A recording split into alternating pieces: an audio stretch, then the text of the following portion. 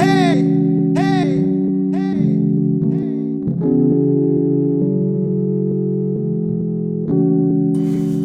welcome back to another episode of Mental Health Monday with Crystal. Hey, what's good? Hello. Okay, would you like to let the folks know who you are and what it is that you do? I am Crystal, founder of Lilu Yoga. We do all types of yoga, but our most popular is lifted yoga, and where we infuse cannabis with our yoga classes. So it is a grand mental and physical experience for all. And that's all I got. Okay, so what helped you come up with the concept of infused yoga? I'm a smoker, so it was always a part of my practice. Okay. And when I went through actual yoga training, I felt more comfortable when I smoked first, because it was kind of like a tension easer within myself. So when I saw that that's how it made me feel, I was like, okay, this is great. And then one day I got approached by, it was like a woman, a black woman cannabis connoisseur group. A group of black professionals who just indulged in cannabis and the likes. And they said, hey, I know you teach yoga. I have this group that I'm in. We'd like to do a cannabis yoga class. And I was like, okay. And she was like, have you ever heard of that? No, I haven't. But we're going to make it happen. So I made it happen, and then it became like a normal thing from then. Okay. Has this opened up different doors and opportunities for your brand and what you're working towards? I would definitely say so. It is definitely opening doors. It is bringing yoga to people who generally would have never stepped on their mat. And that in itself is enough for me. So if it's the cannabis that brings you to the mat for you to gain the other benefits of this experience, then so be it. Come, enjoy yourself, take it home, try again. Okay. What would you say the importance of yoga is to the community that we're in? So important, because like everything else, yoga is your own personal journey. It doesn't all look the same, but it can soften your mind. We live in a city where so much happens all the time, and we see so many other things on TV, just with black people in general. Black men have their issues, black women have their issues, all the blacks in between have their issues, and I feel like a lot of us hold on to so much of it because we don't feel like we have someone to talk to, or we just simply don't want to talk about it. Everyone doesn't want to talk. And this is just a way for you to reach a little bit into yourself. And if you don't want to talk, at least you can think through it. You can quiet your mind of all of the other thoughts that's going on and focus on this thing. And then from there, you figure out how to handle this thing. How do I handle this emotion? And then that comes the lesson of emotions pass. Yeah. This will pass. I will feel it. I will get on to the next one. As you do in a yoga class, oh, my thigh's trembling. And then it passes. You're over. You're in the next pose. You're doing better. So I like to introduce that aspect to everyone, and I feel like it can be beneficial for everyone because not everyone knows how to quiet their mind and just find that space. Okay, cool. So tell me about the kids. I know you have a big love for kids. When we did the panel, we talked about kids, them doing yoga, them coming forward in the learning experience. Has yoga been a reset for your experience as a practitioner? A reset for my experience? What do you mean? In terms of like just seeing kids be willing to explore things. Kids are my favorite. Okay. Because you do not have to tell them twice. You're like, stand on your hands. I can do that. You're like, wait, hold on, let me show you how, They are fearless. They just go. Yeah. And I know a lot of children don't listen. However, when you're doing something that they like, they are zoned in. Okay, they are ready. Okay, do what with the elbow and move the hand, and then they do handstands and back bends and have the best time. Yeah. I think more so in adult classes, adults get more hung up in their head. Like, I'm not flexible, can't really do this, and they're kind of nervous. That's when the weed comes in. And because by the time we start class, then they're like, okay, this is all right. Yeah. But the excitement in the children just off of their body doing things is something that so many adults can benefit from. Yeah. Because I know my cousin came. A tool of focus. practice. For sure, yeah. And a lot of them don't smoke when they come. They take it with them or give it to a friend, and they just come to check out yoga with their friend who smokes weed, which is even better. Like, it's just one person bringing another person and everyone just sharing this thing. Yeah. Okay, cool. So, tell me about some of your greatest stories and the doors that this platform has opened for you. I can tell you a fun story. I'm here for it. So I had started doing the classes probably about 2019, and my brother has a podcast. It's called Floyd World. Okay. So he's like, hey, we're doing something on mental health. You do the weed and the weed and wellness kind of thing, and I want you to come on the show so we can talk about it. Okay, great, sounds good. So I go to the show. And he's invited these other people there who were the rolling bouquet guys. Yeah. So that's when I met them, and then we had this whole thing together. Fast forward, they kept saying they were going to come. We'll be there. We're coming. We're going to try this because this looks amazing. And I'm like, all right, great. So fast forward back to earlier this year. Yeah. They actually came to a class. And then the second class that we did, they actually sponsored the rolling papers. Okay. So it's just general, small, outlandish connections like that, that has been beneficial. Even with how I ran into you. My roommate was like, hey, I have this friend. And I was like, oh, okay, he sounds cool. She was like, oh, he is. and here we are.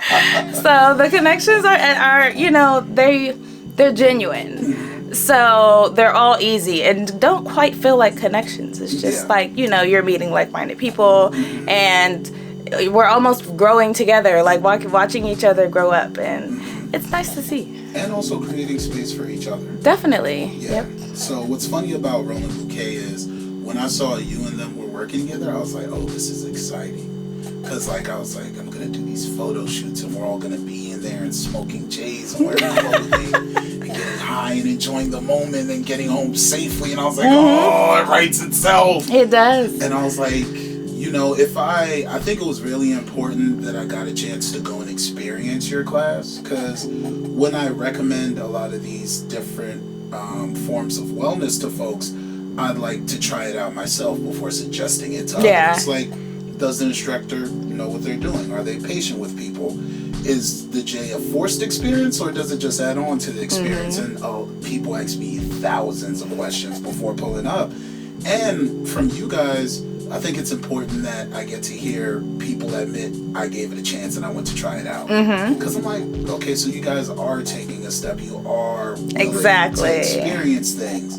Okay, this is cool. I wonder what else we can change. And we're doing it. We're definitely doing it. So when it comes to yoga and when it comes to, do you call it weed, cannabis? What do you prefer? I call it lifted yoga.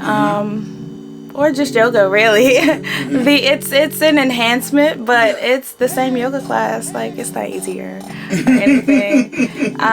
You get the same experience as you would in a regular vinyasa class. It is a bit slower, of course, a bit slowed down, a bit more gentle. But it is still yoga, and you're still gonna love it. Okay. How does the space define the experience?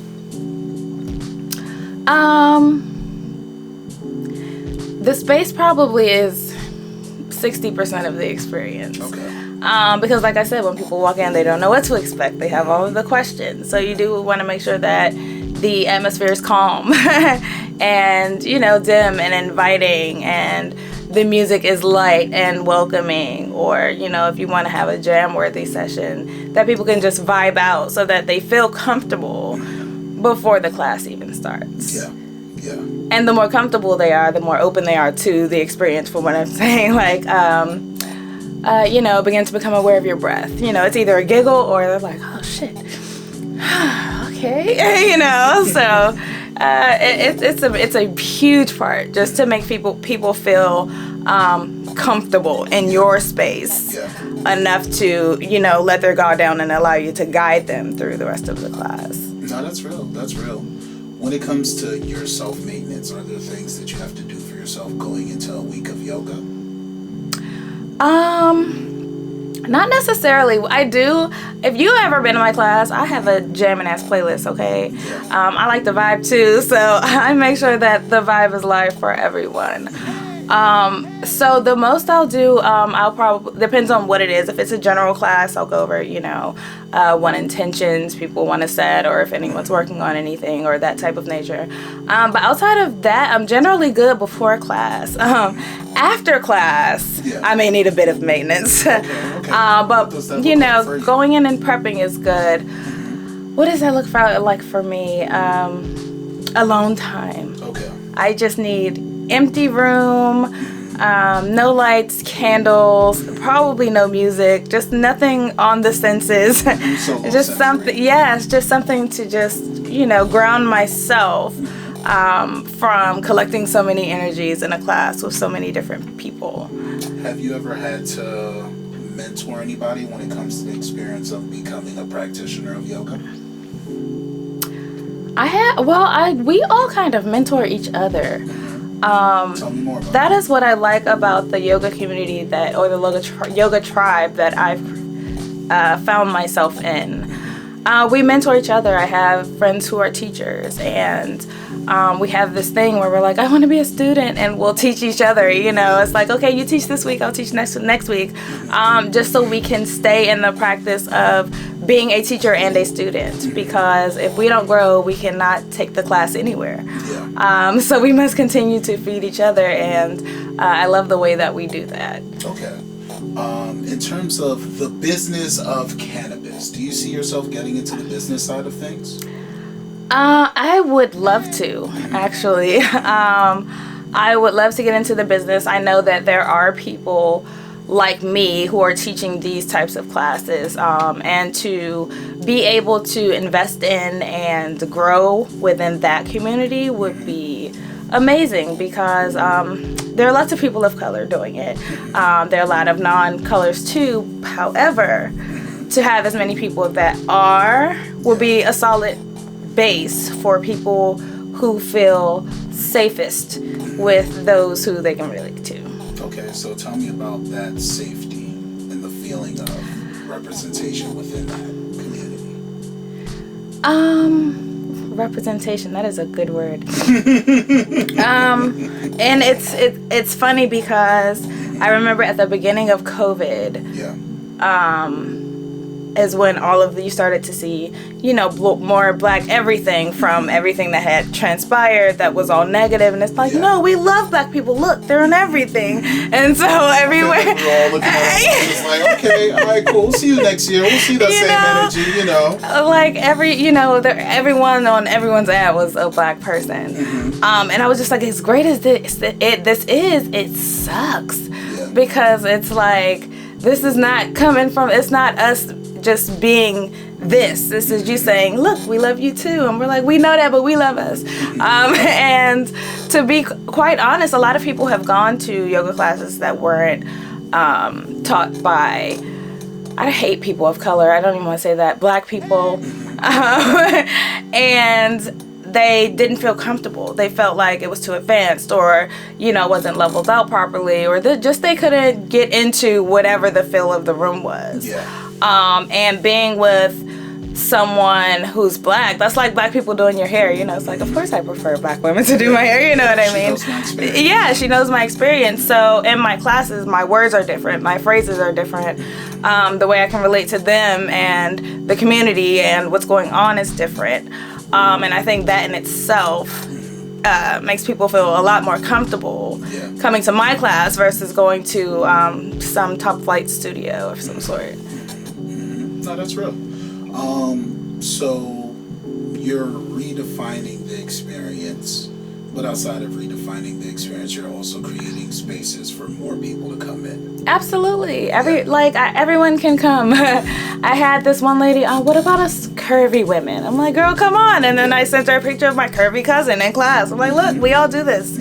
Our bodies can move. It doesn't matter how tall you are, how long you are, how short you are. You're going to have a great time in this class. And you're going to feel great when you leave. Yeah. No, that is true. I did feel great. I felt really good. I was like, wow, this is a damn good job. So what attracted you to the space of yoga? That place of quiet that I was telling you about. Yoga was the only place where I even had the space in my life, actually. Like, I didn't have the yoga studio at home. Like, I can go into the yoga studio by myself and hang out for hours and just sit with myself and meditate and sort through my thoughts and my feelings and, leave them on the floor. And that's where I found that. And like I said, I noticed a lot of people like weed. So I'm like, okay, well, I got weed if you come do yoga in my class, And they're like, it's weed there? And I'm like, yeah, And I like, bet, I'm going to bring the homie. Okay, it sounds good. So then, you lure them in with the weed and they're like, I felt great. Or, I can apply this message to my life. And it's like when they come out with those things like that, like, I do it for y'all. Thank you. I appreciate that. All right, so when it comes to the legality of marijuana in the yoga space, is there anything that you have to be careful of when it comes to the events that you put together, or you have to keep in mind? Not so much. Okay. Because we're not selling anything.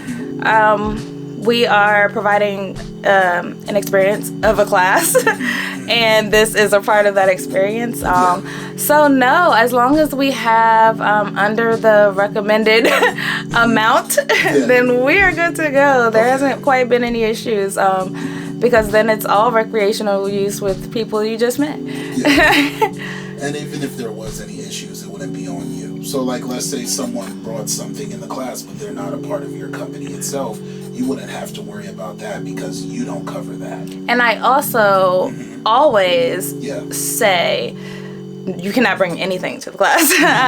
No, you can't bring anything. If anything happens, I like to know that it's from what we provided.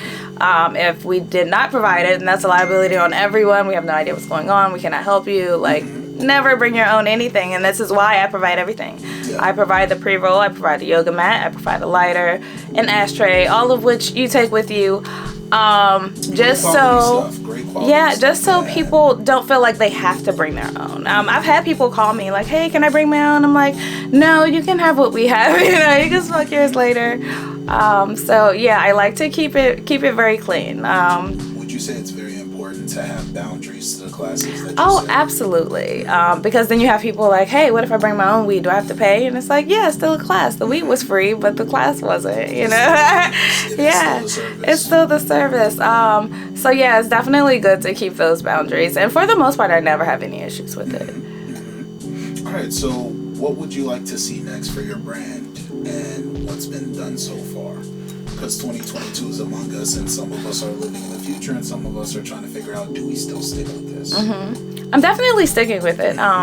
It's going to be in the future. It's the future. Okay? It's going to be there.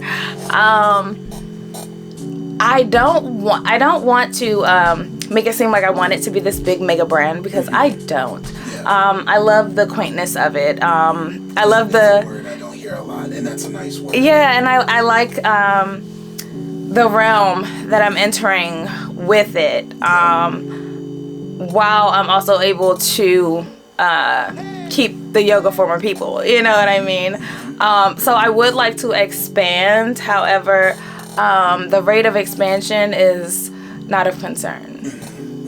Okay, cool. So we've touched on yoga and we've touched on cannabis. So mental health. What are your feelings on mental health? My feelings on mental health, it is not addressed enough. And everyone's always like, no, men have it harder. No, women have it harder. Everyone has it extremely rough because everyone weren't taught how to deal with anything, let alone traumatic things. So then, they have a kid, they pass it to their kid, and then their grandparents are that way, and no one even sees anything wrong with the way they are handling things when there are much safer ways to do so. I brought you on to a panel that we did in the gym, and I was so happy I got a chance to do that, because with all the work we do with Get Home Safe, it was like mental health, mental health, mental health. Then I looked back at this and I was like, yeah, there got to be more. like there has to be more. And then we got to incorporate wellness, and I see the position of what we've done as just connecting everybody with the right people. Mm-hmm. We aren't the solution, but we can either point you in the right direction, and if not that, we can educate you in the meantime. Mm-hmm. What is the importance of education when it comes to your platform and what you've created from scratch? Excuse me. The importance is, like I said, people... A lot of people don't handle things very well. And those who do handle things very well don't really let people in on ways to do it better. So what my biggest impact is having people take a look within themselves. Even if they don't do it in my class, and they go home and they're like, let me just sit in the corner for a second and see what she was talking about. Like, that works for me because a lot of people live for the outside and don't necessarily take a look inside and be like, okay, is this what I need? Is this going to make me happy, outside of what people are expecting me to do as this person. Yeah. So I like that, the introspective aspect that I can lend to people, whether they apply it or not, at least they've seen it. Yeah. And they're aware of it. And they're making an effort. Yes. Yeah. And if anything, they have whomever they were in class with to talk about it, or someone to share it with to see if it works for them. And if we can just keep encouraging people to look within and better themselves, then there will be far better people in this world than there are now. That was well put. That was definitely well put. So, in terms of folks, did you originally have someone who was leading you when it came to learning yoga back in the day before it became a business? No. I started going to Bikram yoga, hot yoga. Yeah. I twice. Yeah.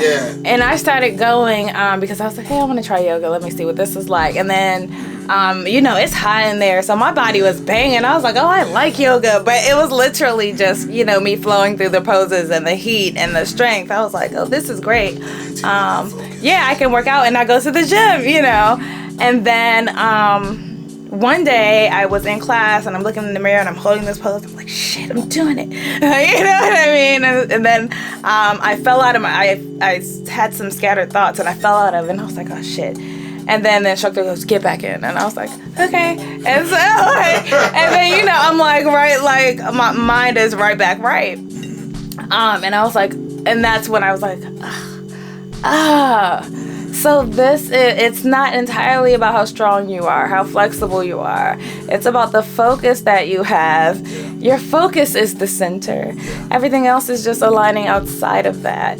And that's what kind of made me dive into it. I was like, I would like to share this with people, So were there like books and videos or anything else after that? Or was it really just exploring self? It was exploring self initially until I went into teacher training. And I was like, getting it out. Like, I hear people talking all the time, like, I would like to be a part of how people can find that's pure center soul and be comfortable with it and not feel like, people have to accept it or understand it or like it, and just be it and be it out loud.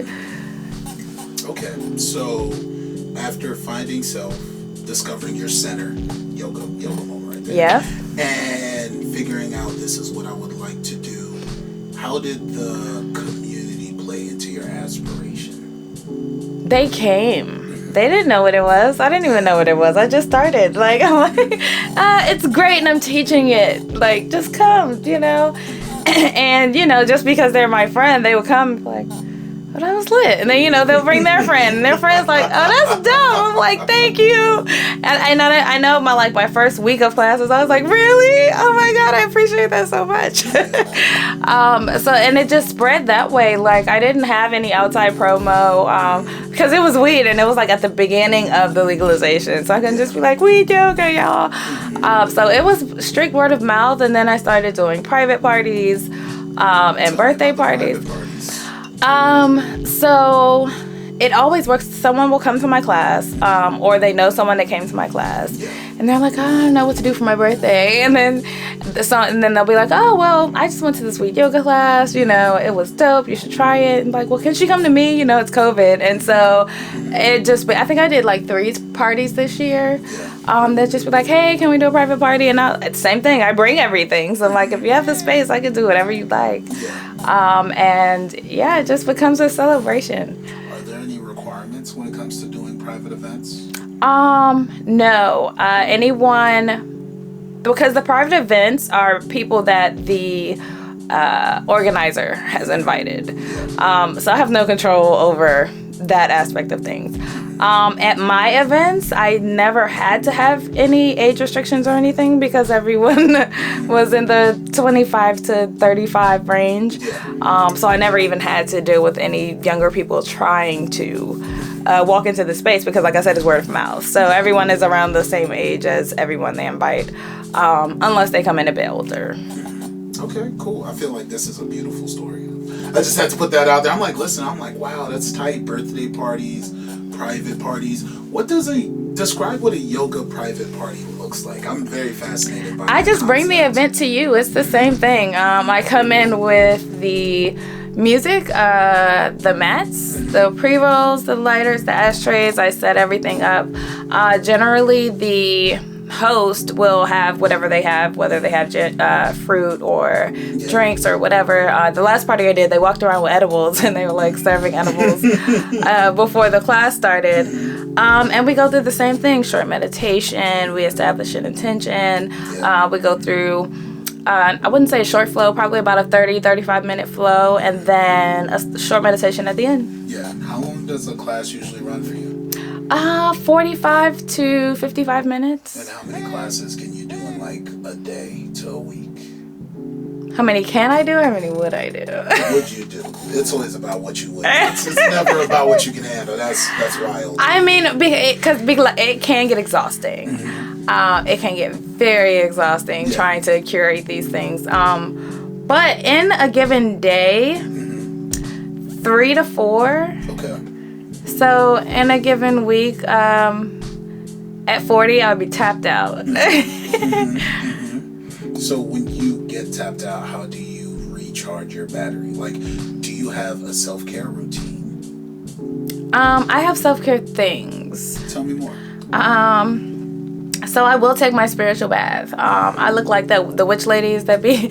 I got my candles and my rose petals and my crystals, and I am my bath pillow, and I am rejuvenating. Don't bother me. Like there's no music or anything. My Florida water's in here. I'm cleansing, and so I do that. I go outside. Okay. I'll go to Annapolis and hang out by the water, and hearing the water is very soothing. Okay. So I'll just hang out there, maybe do some yoga, maybe not, take some weed, figure it out when I get there, just stuff that I don't have to do anything. Like, all I have to do is enjoy this. Like, I don't have to put in any, I'm just enjoying. And people think like, I'll get my hair done, I get my nails done. Like, that is not fun for me. I do not want to sit under the dryer. I am not trying to be drilled on for an hour. That is not my self-care. It is finding and enjoying the space that I create for myself. Yeah. By myself. Yeah. Yeah. And enjoying yourself. Mm-hmm. Yeah. And then in the long run, taking care of you helps you take care of your clients when that time comes. Absolutely. Yeah. Because if I'm burnt out, I can't give to you. I can't share with you. Like, I can't do anything. And neither one of us are having a good experience. Yeah. So I do have to be in a space where I'm full and ready to give at the time that I am having these classes. Yeah. So you have to be protective of your time. Absolutely. Yeah. When it comes to your clients or folks that have reached out to you, do you ever have moments where people are like, how do I make time for this thing that you've made? They can like see it's special, but they question themselves. All the time. Mm-hmm. And sometimes it's time. Sometimes it's like I said, I'm not flexible enough. I've never done this. I don't want people to see me. And you just have to give them their space. Or, I'll depending on how close we are, I'm like, all right, I'll come over and do it with you, so you know you can at least feel comfortable. And sometimes they do, and sometimes they don't. But again, they tried it, or they thought about it, and that works for me. Like as long as I can plant the seed, you know, I am available whenever you need whatever else you need. All right, so tell me about the power of self. I feel like that's something that in your interview we've crossed 3 times, and it's something that's very important to you. Yes. I feel like, and I've always kind of been one of my own people, like one of my favorite people, you know. And as I grew, it went more from, oh, I don't care what you think, to I understand how you feel that way, and you know, let's work on things. So that finding that center self helped me get there. Like, you know, because sometimes people aren't angry. They're sad. Sometimes they're not sad. They had a flat tire and they just don't feel like it, you know, and everybody can't give you what you want. And you can't give everyone else what they want. So it's extremely important to be comfortable with whomever you are deciding to be. Yeah. Was there a journey to finding yourself, or have you always been your favorite? I have not always been my favorite. There was a journey into finding myself, and I think it happened. I was telling you before the interview started how I lived in Vegas. So what happened was, you said that, and I was fascinated. I was like, wow, okay, that. Yeah, what happened was, I had went to college, and I was like, St. Augustine's College. Okay. Yep. It's a university now. So. Is it? Oh, yes. Okay, all right, the switch. Fancy, right? And then after I had met a boy, and then I moved with him to Vegas. I'm like, let's do it. What are we doing? We're 20-something. It's going to be great. But in Vegas, I didn't have anyone. Like, I didn't have any family, any friends. Yeah. So I had to get comfortable quick with who I was. You know what I'm saying? It's like, oh, so I'm the support. Okay, like I'm the encouragement. This is new, you know. And you just have to start finding those things within yourself. And once you do, you realize how important they are. So everyone, you know, of course, everyone prefers to have those people in their lives. However, if there's ever a case in point where you don't, you're able to self-sustain and not go over the edge. And sort through things instead of letting them, you know, take over your mind space. I think one of the most fascinating things you ever said to me was when you said, oh yeah, math. That was my thing. I was like, numbers? Math? What? Yes. I was a math major. How do you go from math major to, let's go do some yoga and roll up this doobie real quick? Because I used to roll up doobies and do Cal 3. Like, you know, like it's always been a part of my life. I was a stoner teenager, so, you know, we're not new to this. It was just done a lot different then. Of course, we were just smoking to be high as fuck. We're like, this is great, stoner time, you know. But as I got older, I found that it was a calming agent. When I felt anxious, I wanted to smoke.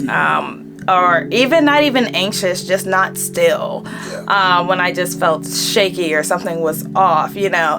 And what I've come to realize is I think it's the actual breathing that you're doing, because you do have controlled breathing when you're smoking. You know, you're controlling the inhale, you're controlling the exhale, and that is the same thing that translates in yoga when I'm telling you to breathe through the poses, and that's why you're inhaling here and you're exhaling on this other thing, because it creates this relaxation within your body that just allows you to let go. Yeah.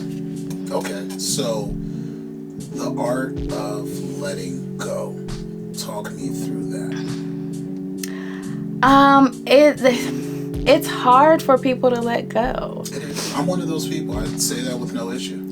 And I think a lot of that is because you don't trust what's going to happen. Yeah. In yoga, you have to trust yourself and your body and your mind and your biceps, you know. Those are all separate things. Those are all, you have to trust these things in order to be successful and to be like, yes, I nailed it, you know. And you won't know that until you actually nail it, and then you're like, damn, I could have done this the whole time. So it's definitely restoring faith in everyone who comes through the door and does a pose, because they leave, if not fully trusting themselves, at least acknowledging that they should more, or working on being better at it. So repetition and practice. Repetition, that's how you create a habit. How important is repetition to what you do? Repetition is what I do. Okay. I can't preach all of these things in my class if I'm not actively doing it. If I'm not actively doing it, it's not even on my mind to talk about. If it's not on my mind, I can't share it with people, so I have to, be an example almost of what I am sharing with everyone. I have to know what all of this feels like in my body so I can say, hey, this may be a little tight here, just to give people a heads up. I can't introduce a lesson in my class that I have not yet experienced or are in the middle of experiencing. You got to practice what you preach. And the beauty of yoga is the building of the practice. When you see these extravagant poses and things, it's repetition. No one started off looking the way that they do now. Every day is a different journey. Some day you can hold it, some days you cannot, and then accepting all of those things as feelings that pass, and understanding that, okay, sometimes my body wants to do this, and sometimes it wants to do that, and sometimes it wants to look like this, and sometimes it wants to look like that. And that is what I mean by being comfortable with yourself. Just being comfortable with those things that you can't change today. That is going to be exactly what it is right now. And then we can try something else another day, or try the same thing later. But right now, this is what it is, and we take that and we move forward. Yeah. So, how was the world for you as someone who practices a place of peace when we went through so much pain last year? And we've been through a lot of pain, but last year was the crescendo of fuck this. Yeah. Yeah. I was doing yoga in the park, and I put it out, and I think everybody was feeling that way, because that day I think we had about 20 people out there in Malcolm X Park. I wouldn't call it Meridian Hill because I was mad. I was mad, so I was like, Malcolm X Park, y'all, 11 o'clock, like, we gonna breathe this shit out. And then I came in with my Fight the Power playlist, so it was like all pro-black everything. I think one of the songs was Fight the Power, but it was on that wavelength, like Nina Simone. Like, I had feeling things in there because people were pissed. Still are. You still are, Yeah. still are. But it was fresh then, so it was just like, we're like, how do we let this out? And we all gathered, and everyone just stood around and like looked at the music and looked at the people and heard all the blackity black, and even that was empowering in itself, because while I'm teaching, the basis of that was we are here, and you are here in your body and in your spirit and in your soul. And it's okay, and we're not going to be afraid to not be here, even if we're not welcomed. We are here. So just having that, having the ability to create that space for not only myself to let that out, but also to give other people just space to feel safe and breathe was big for me. Okay, so you built the space, and one day I woke up and I looked at IG and you were on the soccer field in DC. Tell me about that day, because I was like, wait, what? I was like, I love it, but the win. Well, here's the thing. So although I teach lifted yoga class, I am a 500-hour trained vinyasa power yoga teacher and instructor. So when I got trained in yoga, like I said, it was more a part of the self journey and sharing that with other people. So I got my 200 hour at Core Power, hot yoga. So I was like, oh, this is the shit. So let me get back in here. But while I was at Core Power and I was training, I just realized the lack of representation. Yes. All the girls, regardless of skin tone, talked the same, walked the same, instructed the same. And I did not fit in there. I was just like, I don't even want to. Do I have to say that? Like, the structure is like I have to do these words, but I don't say that, And so I created a space where I didn't have to, because I'm still certified to do this thing, and I'm gonna do it. And if I can't do it your way, because neither one of us are comfortable with that, and you have the right to be empowered. Yeah, I'm gonna find another way to do it. And then I think last year. I went back, and with this whole, again, encouragement thing, there were a lot of black yogis coming out of everywhere, which was great for me because I ran into a few, and one of them was hosting a 300-hour teacher training, and I was like, from a black lady? Like, that, that was amazing to me because representation, I would have never thought that I can get my 300-hour from someone, I can actually relate to in conversation and in the yoga space. Yeah. And so I went ahead, I took that, and that was in Vinyasa yoga, which is just a breath by movement flow. And here we are. So that's how I got to Audi, because I'm certified in both of those things. So I have a friend who was teaching there, and she was like, hey, they're looking for an instructor. Would you be able to help? And I was like, yeah, sure, that would be cool as hell. So I went up there, I taught the class, and I think I did like 2 more classes after that, but it was pretty cool. Okay. What's the significance of a black yogi? I don't think there is significance of a black yogi. I just think there is significance in the principles of yoga. And for example, when I'm talking yoga or doing something around my nieces or my nephews, and for just people growing up to see that, our age, our generation, right? White people do yoga. That's the common consensus. So I like for them to see that everybody can do yoga and everybody can benefit from this. And maybe your yoga practice looks like that or like this, but either way, it's a practice. If you go pull your mat out and you're like, you know what? I'm just going to lay here for 10 minutes and not say anything.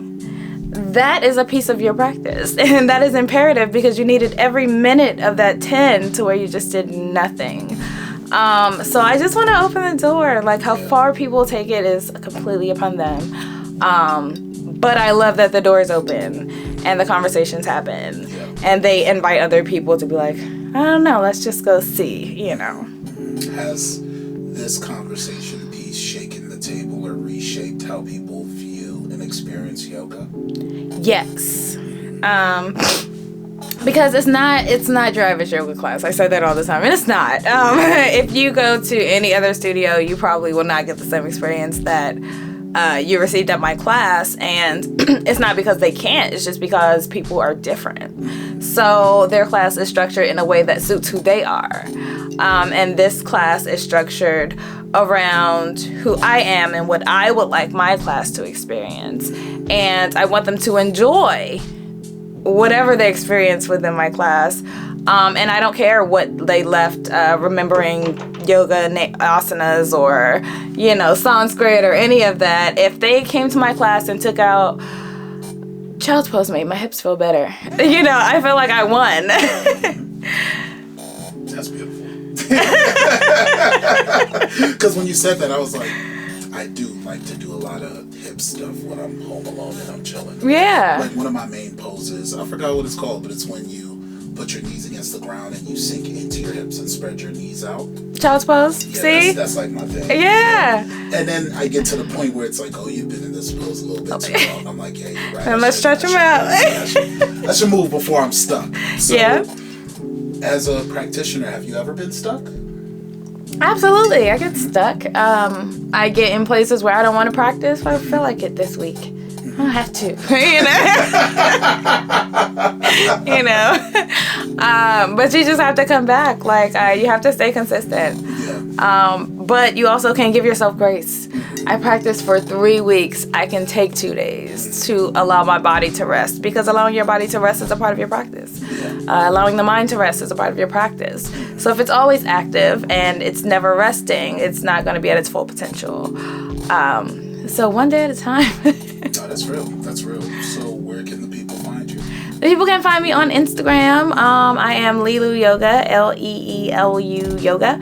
Also, Leelu Yoga on Twitter and Facebook. You are lit on Twitter. I really enjoy laughing at everything Thank that you say and agreeing. I'll be like, yep, man, you got a point. I be want to text you sometimes like you shaking up tables. Yeah. I see you. But the thing with Twitter, and I love it because I don't have enough followers for anyone to care.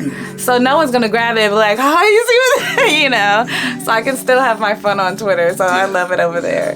What's funny is when it comes to the space of Twitter, I kind of wanted to avoid putting up mental health content on Twitter for a little bit. I wanted to like build my stuff on IG first and now Twitter, because like there's some monsters over there where they just want to argue. They're just angry, and I'm like, look, you could be angry, but listen to my message, and then like just be angry. Yeah, it's okay. Learn how to deal with your anger. Yeah. So, dealing with anger. How do you deal with someone who's dealing with anger within a class or a session, or do you know what that looks like? Dealing with someone who's dealing with anger. I don't think I know what that looks like. I can tell when people are dealing with something. Okay. But I cannot tell what that thing is.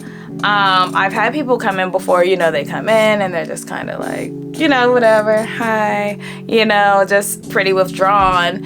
And then by the end of class, they're like sitting up tall and they're like, thank you, I feel great, So I've seen energy shifts. Yeah.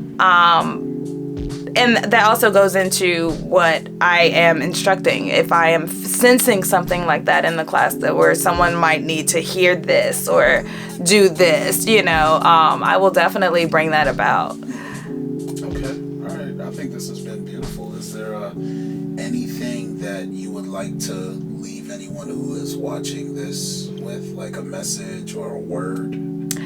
A message or a word? Yes, be you and breathe through it. Because that's all you can do. Yeah. You hitting right now. That is all you can do. Yeah, you hitting right now. Breathe through it. You don't have to understand it. Yeah. You don't have to like it. Breathe through it and try to acknowledge why you felt that way. Instead of what made you feel that way. Yeah, that's very important. That's very important. Well, this has been another episode of Mental Health Monday. I appreciate Crystal for pulling up. If you guys want to find her, you know the contact. All right, well, see you guys later. See you next episode. Bye. Peace.